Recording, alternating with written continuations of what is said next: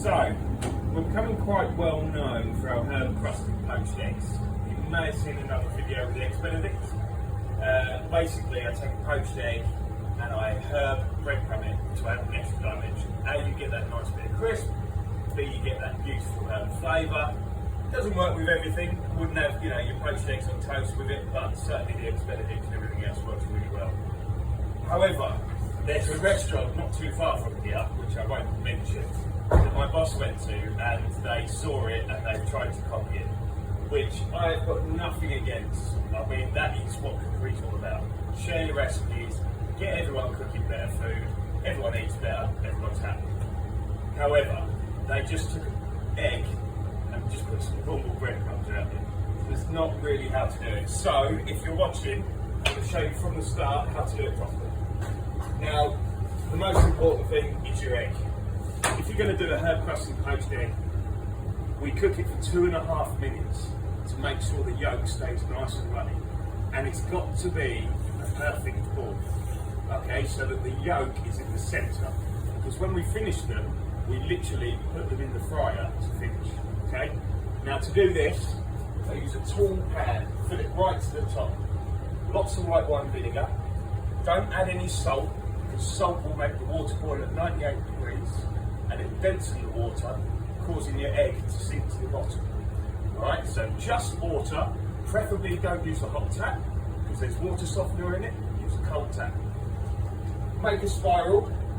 I poach about 10 eggs at a time, but I recommend start with 4 or 5 to get used to it.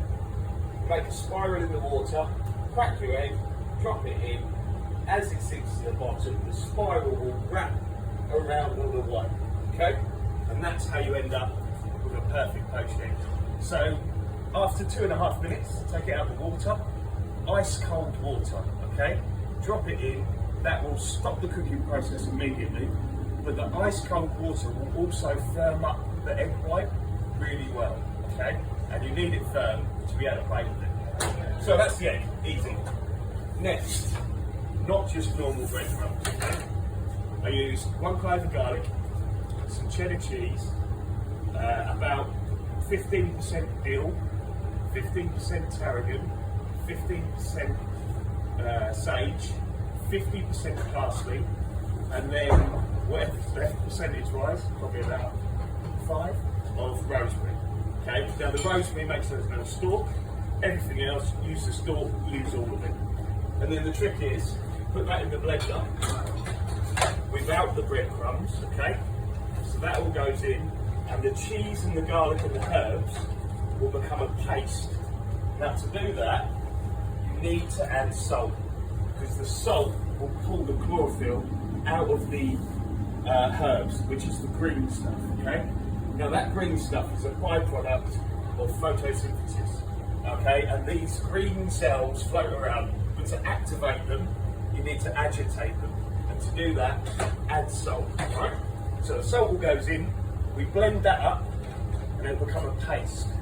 Now the paste will all stick to the side of the bowl. Next trick, make sure it's not on the side of the bowl, use a spoon, and then you have to add all of the breadcrumbs at the same time. If you don't, you'll end up with lots of green breadcrumbs, and then if you add more, lots of white breadcrumbs. It needs to happen together, okay?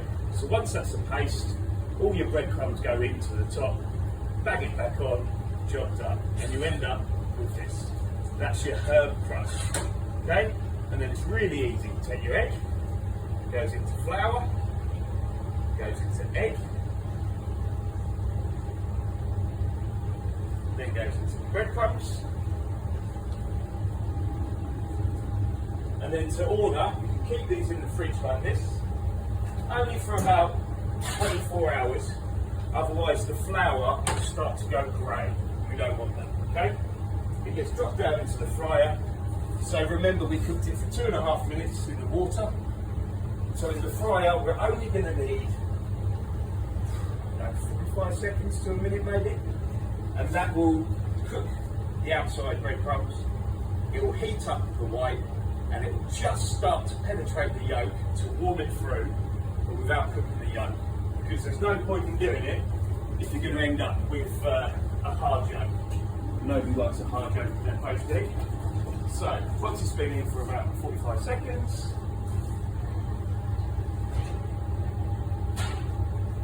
quite yet.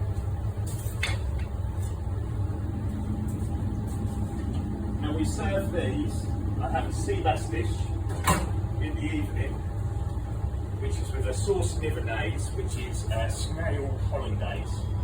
And I serve one of these with it as well. So when that egg yolk bleeds into the hollandaise, it's stunning. But what you end up with is this crispy egg with a beautiful runny yolk. And to serve that on an eggs benedict, which the whole dish is a bit mushy without it, you get that beautiful bit of crisp and the herb flavour. So that's it, the mulberry herb crusted poached egg.